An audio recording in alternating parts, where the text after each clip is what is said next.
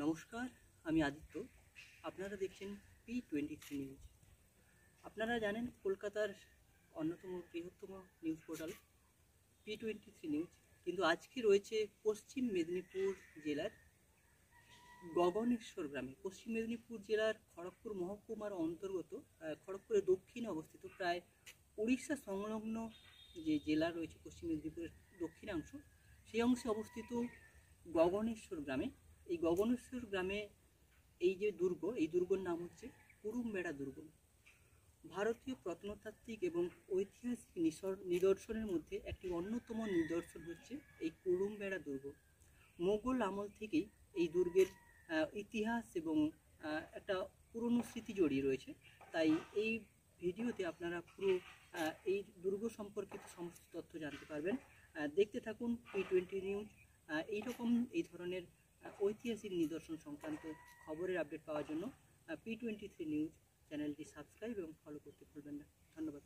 কুরুমবেড়া দুর্গ পশ্চিম মেদিনীপুর জেলার খড়গপুরের কাছাকাছি বেলদা এলাকার গাগনেশ্বর গ্রামে অবস্থিত একটি মধ্যযুগীয় ঐতিহাসিক স্থাপত্য, যা কেশিয়ারি শহরের দক্ষিণ পূর্বে প্রায় 4 কিলোমিটার দূরে অবস্থান করে এবং খড়গপুর জংশন থেকে মাত্র 35 থেকে 36 কিলোমিটারের দূরত্বে রয়েছে, যা এটিকে সহজলভ্য করে তোলে।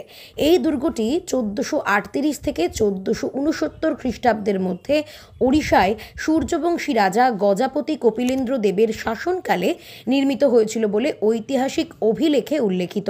যদিও এর স্থাপত্য শৈলীতে 3টি গম্বুজযুক্ত একটি প্ল্যাটফর্ম ভিত্তিক কাঠামো দেখা যায়, যা সম্ভবত একটি মসজিদ বা ধর্মীয় স্থানের অবশেষ এবং পরবর্তীকালে দুর্গ হিসেবে পরিচিতি লাভ করেছে, যা মৌর্যোত্তর কাল থেকে মুসলিম শাসনকালের স্থাপত্য বিবর্তনের সাক্ষ্য বহন করে।